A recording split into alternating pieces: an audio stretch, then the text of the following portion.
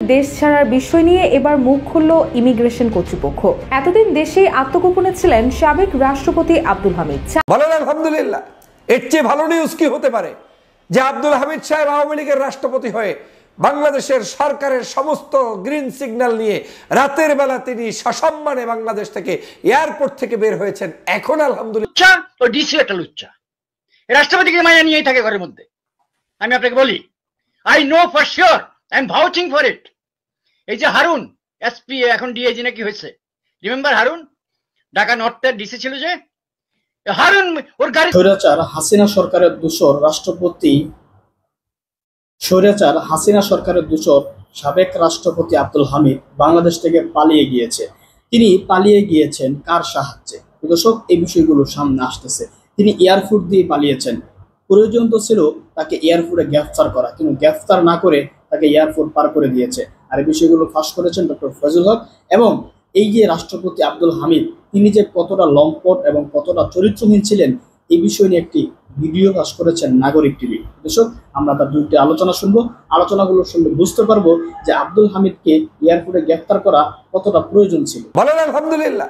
এর চেয়ে ভালো নিউজ কি হতে পারে যে আব্দুল হামিদ সাহেব আওয়ামী লীগের রাষ্ট্রপতি হয়ে বাংলাদেশের সরকারের সমস্ত গ্রিন সিগন্যাল নিয়ে রাতের বেলা তিনি সসম্মানে বাংলাদেশ থেকে এয়ারপোর্ট থেকে বের হয়েছেন। এখন আলহামদুলিল্লাহ পড়বেন না, পড়বেন কি হুজুরের ওয়াজের সময়? বলেন আলহামদুলিল্লাহ। এই হচ্ছে বাংলাদেশ। জামাতের দাড়িপাল্লাকে নিয়ে আপনি ফাইজলামি শুরু করেছেন, তাদের মার্কা দিচ্ছেন না, আর আব্দুল হামিদকে এয়ারপোর্ট থেকে পার করে দিচ্ছেন রাতের বেলা সুন্দর করে একেবারে বিমানের সংবর্ধনা দিয়ে। অন্যদিকে এটিএম আজহারুল ইসলাম দীর্ঘদিন পর্যন্ত জেলের মধ্যে অবৈধভাবে বন্দী, তাদের ক্ষেত্রে আইন দেখান। হ্যাঁ, আইন। আজহারুল সাহেবকে এখন পর্যন্ত এই আজহারুল ইসলামকে মুক্তি দেন নাই। অন্যদিকে আপনি আব্দুল হামিদকে রাতের বেলা এয়ারপোর্ট থেকে মুক্তি করে দিচ্ছেন। দেশনেত্রী বেগম খালেদা জিয়াকে মুক্তি দেননি, তার চিকিৎসা দেননি, তাকে অবহেলা করেছেন। আর অন্যদিকে আপনি আব্দুল হামিদকে একেবারে সুন্দর গ্রিন সিগন্যাল দিয়ে একেবারে পেলে পুষে তারপরে এয়ারপোর্ট ক্রস করে দিচ্ছেন। লক্ষ লক্ষ মানুষের বিরুদ্ধে মামলা, যেই মামলাগুলোর এখন পর্যন্ত ওঠে নাই। আমার কাছে বহু অভিযোগ আছে। ছেলেটা শিবির করেছে, জামাত করেছে, ছাত্রদল করেছে, পূর্বে অনেক মামলা হয়েছে, এখনো পুলিশ ভেরিফিকেশন চলছে। অথচ এই মামলাগুলো আওয়ামী লীগের আমলের সকল অত্যাচারের মামলা, যেগুলো একদিনে উঠে যাওয়ার কথা, আপনারা সেগুলো উঠান নাই। আপনারা এখন আব্দুল হামিদকে এয়ারপোর্ট পার করে দিচ্ছেন। বরং এই বাংলাদেশে এই 5 তারিখের পরে এসে এই মাহমুদুর রহমান কি জেলের মধ্যে থাকতে হয়েছে মনে আছে আপনাদের? আর আপনি আব্দুল হামিদকে এয়ারপোর্ট পার করে দিচ্ছেন। শেখ হাসিনাকে বিমানে করে দিয়ে আসছি, অন্য সবাইকে যা ইচ্ছা যেভাবে খুশি সেভাবে লালন পালন করে দেশ ত্যাগ করাচ্ছি। বাহ, তাহলে এই বাংলাদেশের চোর বা কে, আর বিচার বা কাকে করবেন, আর কার বিচার করবেন আপনি? এইসব ধান্দাবাজি বন্ধ করা উচিত। আমি কোনো বিচারই চাই না যেই দেশে সকল চোরগুলো, ডাকাতগুলো, খনিগুলো পালিয়ে গিয়েছে, তাদের আবার বিচার চেয়ে আমার লাভটা কি? শুধু শুধু এই ট্রাইব্যুনাল গঠন করে অর্থনৈতিক গচ্চা দেওয়া ছাড়া আর কিছুই হবে না। এখানে শুধু রায় হবে, একটা কপি, একটা কাগজ আপনি শুধু পেশ করবেন, কিন্তু আদতে যারা অপরাধী তাদের কাউকে আপনি দেশে আর পাবেন না। হ্যাঁ, দুঃখ লাগে। কত বড় বড় মামলা আওয়ামী লীগের বিরুদ্ধে, সেই মামলার আসামিরা পালিয়ে যায়। আর অন্যদিকে বিএনপি, জামাত, হেফাজত, চরমনাইরা বাংলাদেশের মানুষের কাছে থাকতে পারে নাই। দাঁত ভেঙে দেওয়া হয়, রক্তাক্ত করা হয় এই যে চরমনাইয়ের পীরকে। সেই মামলাগুলোর সেখানে আপনার রায় ঘোষণা করে মেয়র তাও বানালেন না। আইন তখন আইন, হ্যাঁ আইন দেখান, যে আগে মামলা করে নাই, এই করে নাই, সেই করে নাই। আর এখন তুমি একজন মার্ডার কেসের আসামিকে তুমি দেশ থেকে বা পালিয়ে যেতে সাহায্য করছো, অথচ শাহেকে চরমনাইকে তুমি আইন দেখাও। দেশ ছেড়েছেন সাবেক রাষ্ট্রপতি আব্দুল হামিদ সাহেব। সরকারের গ্রিন সিগন্যাল পেয়ে আন্তরিক সহযোগিতা নিয়ে এবং ইমিগ্রেশনের সকল ধাপ অফিসিয়ালি যেভাবে মেনটেন করে যেতে হয় সব কিছু সমাধান করে প্রকাশ্যেই এক প্রকার তিনি বাংলাদেশ থেকে বিদেশের উদ্দেশ্যে রওনা হয়েছেন। গতকাল রাত 3টা 5 মিনিটে থাই এয়ারওয়েজের একটি বিমানে তিনি বাংলাদেশ ত্যাগ করেন এবং ব্যাংককের উদ্দেশ্যে তিনি যাত্রা করেন।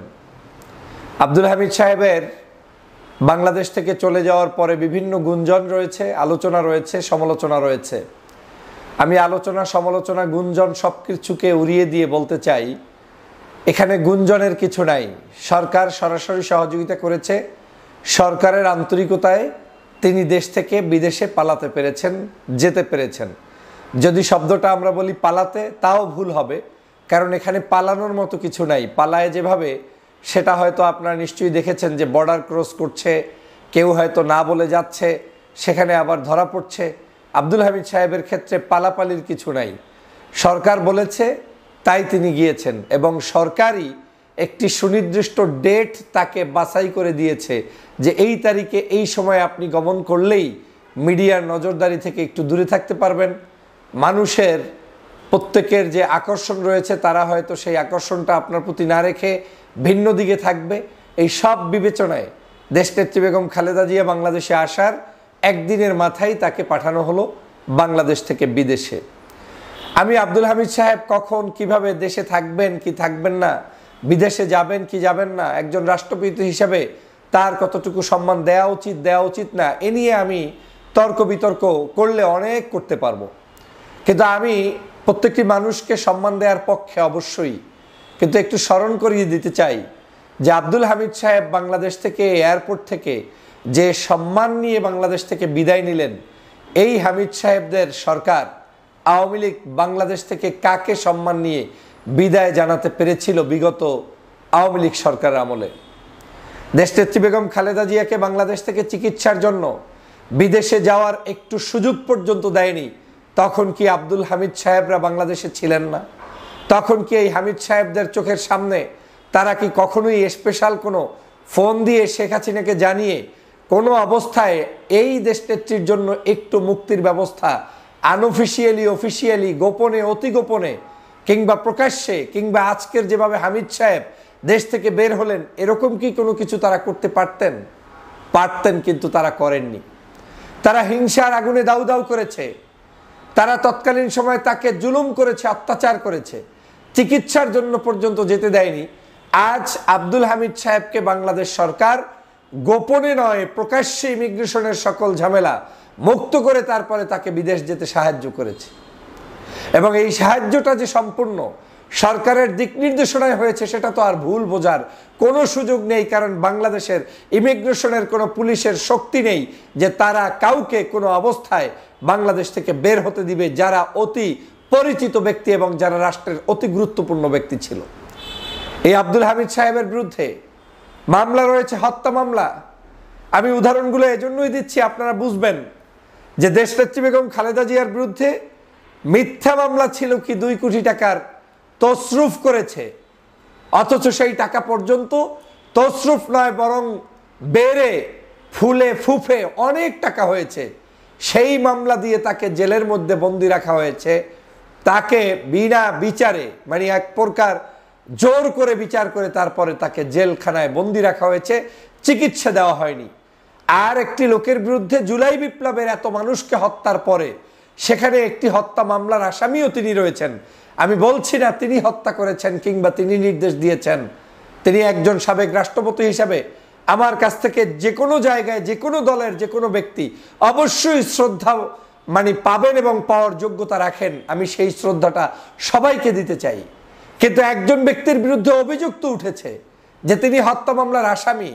তাহলে এই মামলাটা কি খালেদা জিয়ার সেই মামলার চাইতে 100 গুণে শক্তিশালী মামলা কিনা? তাহলে তার এখন অসুস্থ থাকলেও, চরম অসুস্থ অবস্থায় যদি থাকতেন, তাতেও তিনি দেশ ত্যাগ করার এরকম স্পেশাল অনুমোদন পায় কিনা জাতির কাছে প্রশ্ন রেখে গেলাম। এটাই পার্থক্য বাংলাদেশে। জুলাই বিপ্লবের এখন পর্যন্ত বিচার হয়নি। এই যে 2000 মানুষের মতো মানুষ শহীদ হয়েছে, এই যে বিভিন্ন বাসা বাড়িতে মানুষ এখন পঙ্গুত্ব বরণ করে বসে আছে, চিকিৎসাহীন হিসেবে পরিবারগুলো কাঁদছে, তাদের সেই সকল জায়গাগুলোর কি সমাধান আমরা করতে পেরেছি? জুলাই বিপ্লবের চেতনায় আমরা সংস্কার কার্যক্রম কি করতে পেরেছি? আমরা সেগুলো না করে উল্টো বিপ্লবের চেতনার বিরুদ্ধে যারা ছিলেন তাদেরকে আমরা সহযোগিতা করছি। এই আব্দুল হামিদ সাহেব, আপনাকে প্রশ্ন রাখতে চাই, আপনার চোখের সামনে শেখ হাসিনা, চোখের সামনে শেখ হাসিনা এতগুলো মানুষকে হত্যা করেছে। এত নীতিবান, আপনি অনেক বয়োজ্যেষ্ঠ একজন রাষ্ট্রপতি, আপনি কয়বার আপনি শেখ হাসিনার সেটার প্রতিবাদ করেছেন? একটা বার মিডিয়া এসে আপনি বলার দুঃসাহস দেখান নাই। তাহলে এই রাষ্ট্রপতির বিরুদ্ধে এই যে অভিযোগ আসছে, তাহলে সেটাই সত্য।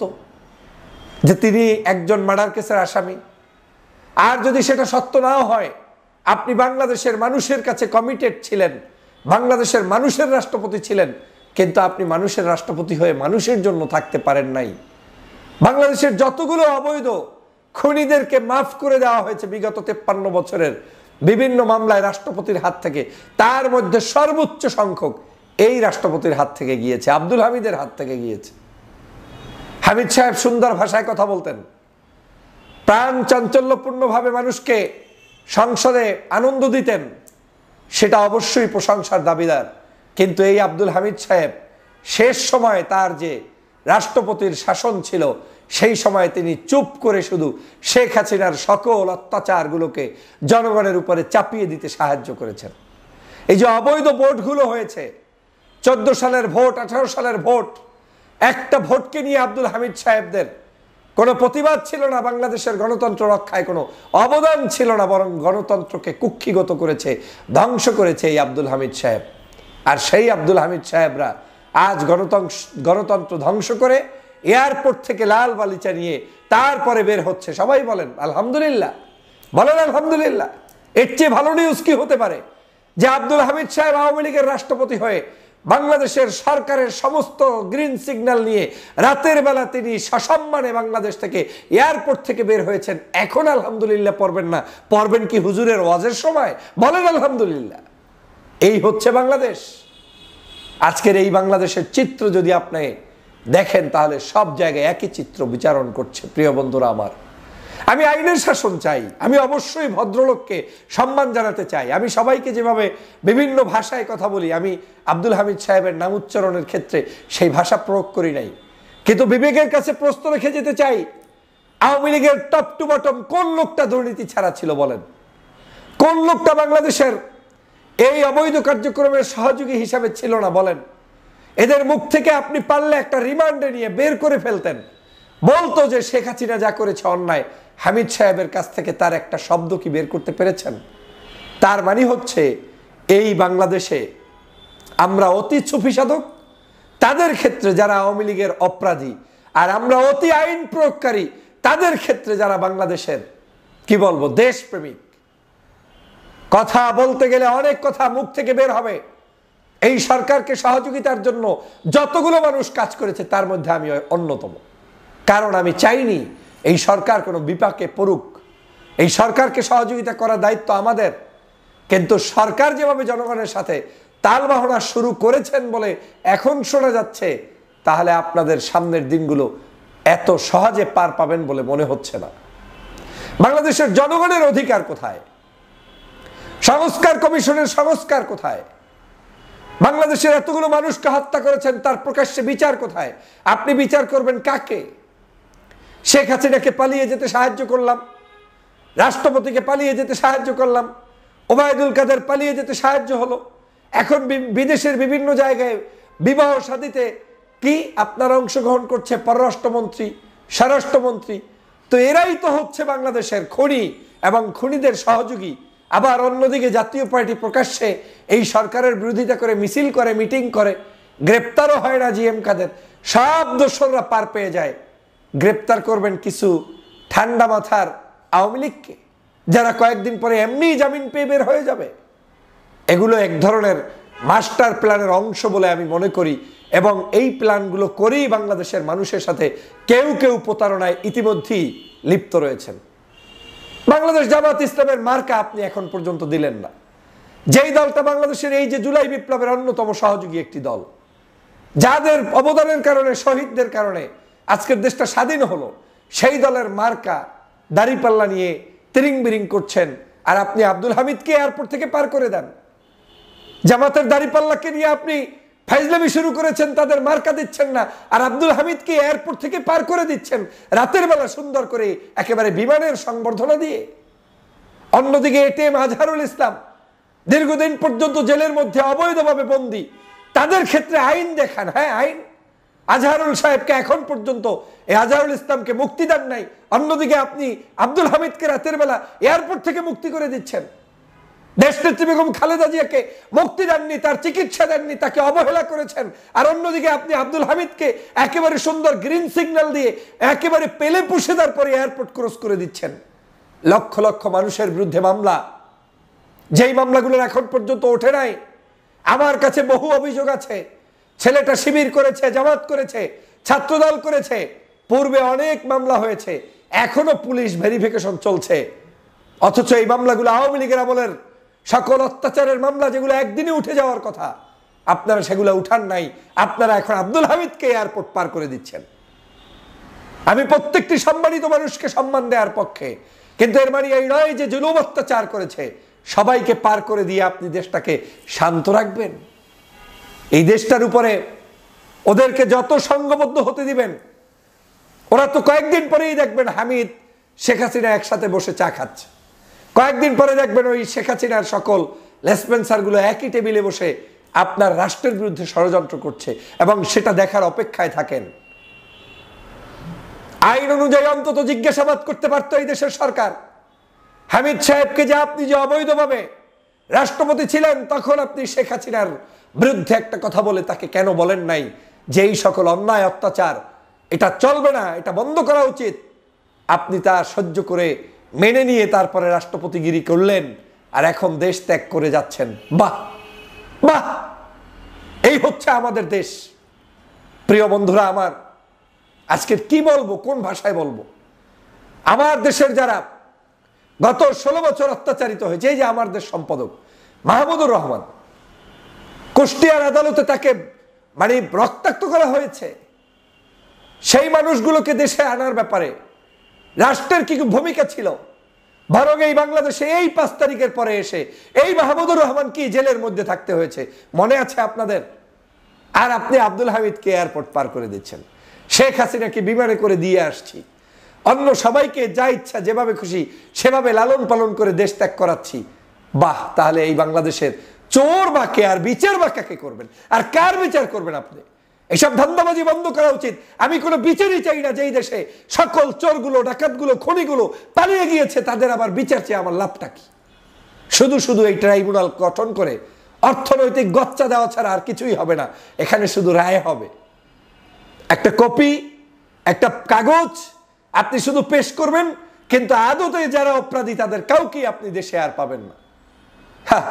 দুঃখ লাগে, কত বড় বড় মামলা আওয়ামী লীগের বিরুদ্ধে, সেই মামলার আসামিরা পালিয়ে যায়, আর অন্যদিকে বিএনপি, জামাত, হেফাজত, চরমনাইরা বাংলাদেশের মানুষের কাছে থাকতে পারে নাই। দাঁত ভেঙে দেওয়া হয়, রক্তাক্ত করা হয়। এই যে চরমনাইয়ের পীরকে, সেই মামলাগুলোর সেখানে আপনার রায় ঘোষণা করে মেয়র তাও বানালেন না। আইন তখন আইন, হ্যাঁ আইন দেখান, যে আগে মামলা করে নাই, এই করে নাই, সেই করে নাই, আর এখন তুমি একজন মার্ডার কেসের আসামিকে তুমি দেশ থেকে বা পালিয়ে যেতে সাহায্য করছো, অথচ শায়েখে চরমনাইকে তুমি আইন দেখাও। এখন আইন দেখাও আজহারের ক্ষেত্রে, আইন দেখাও জামাতের এই আপনার মার্কার ক্ষেত্রে, আইন দেখাও বিএনপির ক্ষেত্রে। চরম ধৃষ্টতা চলছে। আমার মনে হচ্ছে আমরা প্রতারণার ফাঁদে পাড়া দিয়েছি, প্রতারকদের খপ্পরে পড়েছি। আমি দৃঢ় কণ্ঠে বলতে চাই, বাংলাদেশের এরকম যদি আইনের অবস্থা চলে, তাহলে আমার এই দেশ সুন্দর শান্তপূর্ণভাবে চলবে না। এখন অনেকে বলতে পারেন, লোকটা বয়োজ্যেষ্ঠ মুরব্বী মানুষ, সাবেক রাষ্ট্রপতি, সম্মান করা উচিত। আমার তো আপত্তি নাই, কিন্তু সেই সম্মানটা কি গত 16 বছর কেউ পেয়েছেন? তিনি তো মার্ডার কেসের আসামি, তাকে বাদ দিলেন কিভাবে? তাকে জিজ্ঞাসাবাদ করার জন্য একটু জেল গেটে তো দূরের কথা, তার বাসার সামনে গিয়ে কেউ জিজ্ঞেস করেছেন কিনা? আমার সেটাই প্রশ্ন। উনি অপরাধী না হলে দেশ বিদেশ সমস্ত জায়গায় ঘোরার অধিকার আছে, কিন্তু উনি যে অপরাধীর সহযোগী, উনি যে শেখ হাসিনাকে লালন পালন করে রেখেছে, সেই জিজ্ঞাসাবাদটুকু কি আপনারা করবেন না? তাহলে কিসের প্রহসনের বিচার করছেন? কার বিচার করছেন? আমার তো মনে হয় জুলাই বিপ্লবের সকল শহীদদের রক্তের সাথে প্রতারণা করছেন আপনারা। প্রিয় সহযোদ্ধা ভাইরা, এরকম একটি দেশ চলতে পারে না। এই সোনার বাংলাদেশ আমরা চাইনি। আমরা যেই বাংলাদেশ চেয়েছি সেই বাংলাদেশ এখনো অর্জিত হয়নি। আমাদের এই বাংলাদেশে যারা মজলুম ছিলেন, আজও তারা মজলুমই থাকবেন। আমার মনে হয় এই বাংলাদেশে আপনাদেরকে মজলুম থেকেই আন্দোলন করে যেতে হবে। জামাত, হেফাজত, চরমোনাই, আলেমোলামার ক্ষেত্রে মাসলা মাসাইল শুরু হয়ে যায়, জায়েজ না জায়েজ শুরু হয়ে যায়, আর সকল হারাম কাম আওয়ামী লীগের সময় জায়েজ হয়ে যায়। এই বাংলাদেশেই তো এই তো আইন। আমি একদিন সচিবালয়ে গিয়েছিলাম, ওই দিনই বুঝেছিলাম কিচ্ছু হবে না এগুলো দিয়ে। সব উপদেষ্টাগুলোকে আমরা বসিয়ে রেখেছি, প্রত্যেক উপদেষ্টা এখন পর্যন্ত আপনার এই জুলাই বিপ্লবের চেতনাকে ধারণ করে কিনা সেটা নিয়ে সন্দেহ। চেয়ার সেটিং দিয়ে বসে আছে আর দেশপ্রেমিক মানুষদেরকে দেখে অবজ্ঞার নজরে তাকাচ্ছে, তাদের প্রতি বিন্দুমাত্র তাদের ভালোবাসা নাই। সেই দেশ আপনি, সেই দেশেই বসবাস করছি প্রিয় সহযোদ্ধা ভাইরা। অনেক কথা আছে, সময় আসলে বলবো। এই দেশকে নিয়ে যারা ষড়যন্ত্র করছে তাদের ব্যাপারে আমাদের সতর্ক থাকতে হবে এবং আগামীর বাংলাদেশ গঠনের জন্য ঐক্যবদ্ধ থাকার বিকল্প নেই। যুদ্ধ এখনো শেষ হয়নি, যুদ্ধ চলমান। এই যুদ্ধ আপনাকে আমাকে সামনের দিনে আবার পথ পাড়ি দিয়ে এগিয়ে যেতে হবে এবং সেই যুদ্ধে আমাদেরকে ঐক্য। নাজমুস সাকিব। প্রিয় দর্শক, পতিত স্বৈরাচার আওয়ামী লীগের যে কয়জন নামকরা দোসর ছিল তাদের মাঝে অন্যতম একজন ছিলেন সাবেক রাষ্ট্রপতি আব্দুল হামিদ। তিনি আওয়ামী লীগের ফ্যাসিস্ট শাসনামলের অন্যতম একজন সুবিধাভোগী ব্যক্তি ছিলেন। কিশোরগঞ্জে জন্ম নেয়া এ মানুষটি শুধু যে মহা দুর্নীতিবাজ একজন ব্যক্তি তাই নয়, এই ব্যক্তি রাষ্ট্রের কোটি কোটি টাকা অপচয় করে চিকিৎসার নামে ঘন ঘন বিদেশ সফর করত। নিজের পরিবারের সদস্যদের কিশোরগঞ্জের নানা গুরুত্বপূর্ণ সরকারি পদে বসিয়ে স্বজনপ্রীতির এক নির্লজ্জ দৃষ্টান্ত স্থাপন করেছিল এই মহাবাটপার আব্দুল হামিদ। প্রিয় দর্শক, এই মদখোর ও নারীখোর আব্দুল হামিদ যে কতটা নৈতিকভাবে অধপতিত ছিল তা শুনলে আপনাদের অনেকেরই গা শিউরে উঠবে। স্ক্রিনে আপনারা আব্দুল হামিদকে যেই নারীর হাত ধরে হাঁটতে দেখছেন, এই নারীর নাম সুমি খান। এই নারী ছিল আব্দুল হামিদের গার্লফ্রেন্ড। নিজের ঘরে স্ত্রী রেখেও সুমি খানের মতো একাধিক নারীর সাথে রঙ্গলীলা করে বেড়াতো এই মদখোর ও লম্পট আব্দুল হামিদ। এ নিয়ে নাগরিক টিভির এক টক শোতে মন্তব্য করেছিলেন প্রয়াত ক্যাপ্টেন শহীদ ইসলাম। চলুন আমরা আর্কাইভ থেকে দেখে নেই সেই ফুটেজটি। রাষ্ট্রপতি একটা লুচ্চা ও ডিসি একটা লুচ্চা। রাষ্ট্রপতিকে মায়া নিয়েই থাকে ঘরের মধ্যে।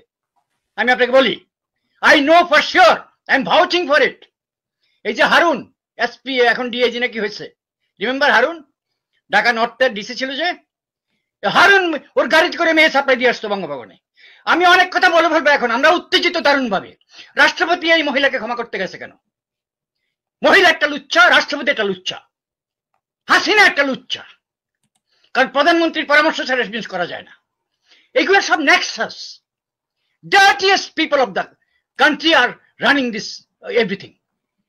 একটা ডিসি ভাই কোন লেভেলের মানুষ? Deputy secretary, mister president, why do you get involved there? What? তুমি এর আগে জানাল আজিজের ভাইদেরকে ক্ষমা করে দিছো। তুমি এর আগে তুমি 21 জন খুনিকে তুমি একসাথে ক্ষমা করে দিছো। তুমি ওখানে বসে খুনের কাগজ সাইন করো, তোমাকে রিকমেন্ড করা হয়, তুমি সাইন করো। I am not surprised you declare publicly যে আমি একটা বিশ্ববিদ্যালয়ে চান্স পাই নাই। তৃতীয় বিভাগের ছাত্র, are you running out of talent in this country. একটা মেয়ে বাজ একটা লোক, বদমাস, সন্ধ্যার পরে বোতল ছাড়া তার দিন চলে না। প্রিয় দর্শক, এই লম্পট ও মহা দুর্নীতিবাজ আব্দুল হামিদের কারণেই রাষ্ট্রের হাজার হাজার কোটি টাকার অপচয় হয়েছিল।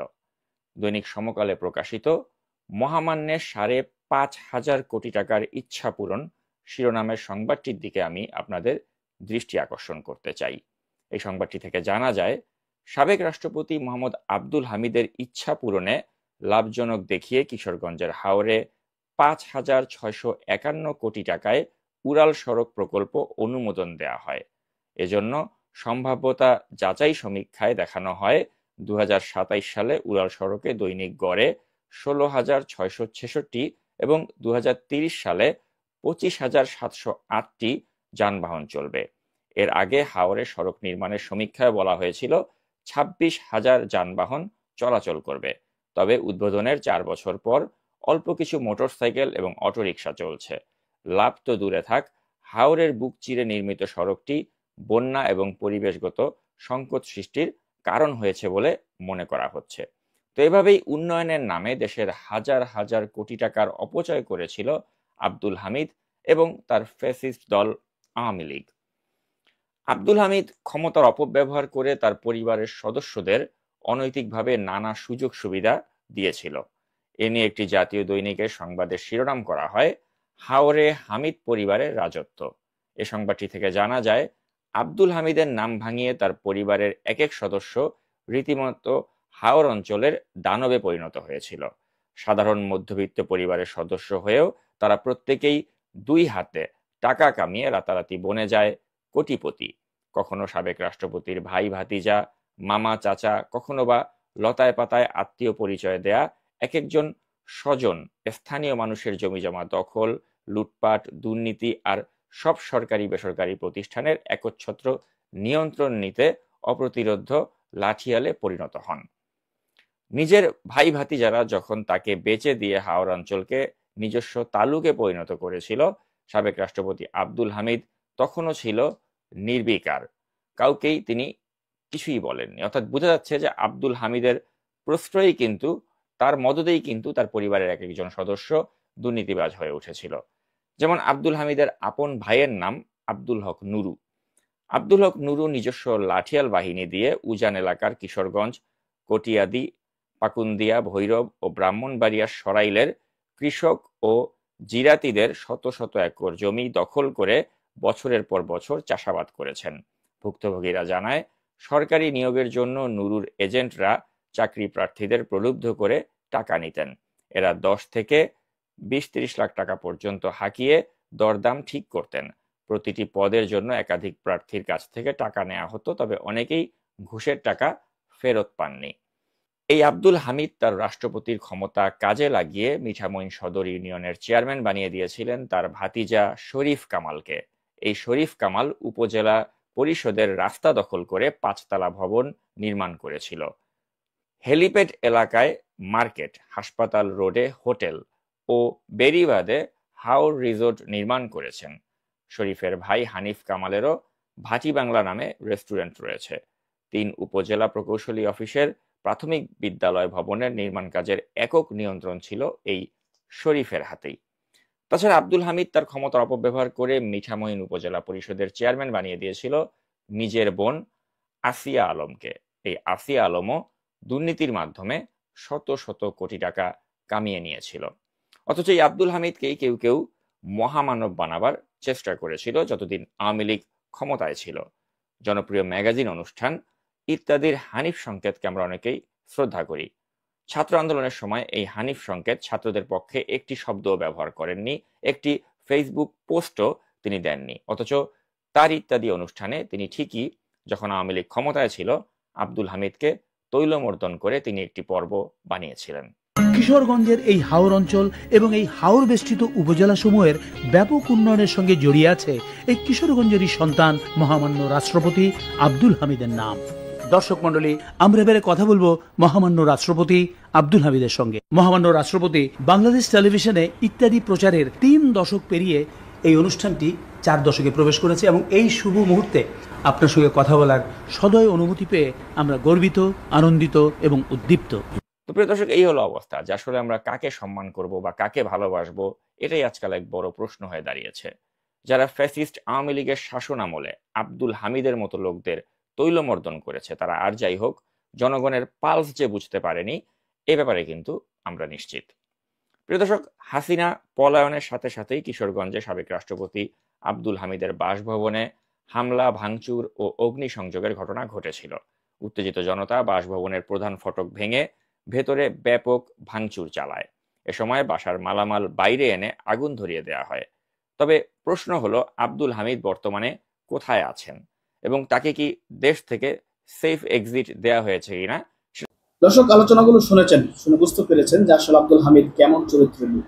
বিগত আমলগুলোতে হাসিনা সরকারকে সাপোর্ট করেছে এবং হাসিনা যা কিছু করেছে সব কিছুকে সে সমর্থন করেছে। রাষ্ট্রপতি হিসাবে পুতুলের দায়িত্ব পালন করেছে সে, অর্থাৎ তার মাধ্যমেই বাংলাদেশের সব ধরনের অপকর্ম করেছে হাসিনা। আর এমন একটি ব্যক্তি, যখন হাসিনা নেই তখন সে নিরাপত্তার সহিত এবং তিনি সবচেয়ে হাস্যজ্জ্বল চেহারা এয়ারফোর্স দিয়ে তিনি পালিয়ে গিয়েছেন। সীমান্ত দিয়ে পালিয়ে গেলে হয়তো বা কিছু বোঝা যেত তিনি পালিয়ে গিয়েছেন, কিন্তু তিনি এয়ারফুট দিয়ে তিনি চলে আসছেন বৈধ পথে। এটা আসলেও ভাবা যায় না। এটা আসলেও আমরা কখনো কল্পনা করি নাই যে এই সরকার বাংলাদেশের জনগণের সাথে, শহীদের রক্তের সাথে, জুলাই গণঅভ্যুত্থানের সাথে এভাবে গাদ্দারি করবে। তো আমরা চাই, আসলে কি চাইবো, চাওয়ারও কিছু নেই। যারা বের করে দিয়েছে তারাই সবকিছু, তাদের বিচার আর কার কাছে যায়, তাদের বিচারে চাওয়ার মতো কেউ নাই। অতএব আমরা এই যে জুলাই গণঅভ্যুত্থান, এটা আসলে বিপ্লব, যে এই বিপ্লব ধ্বংস হয়ে গিয়েছে এটা বললে চলে।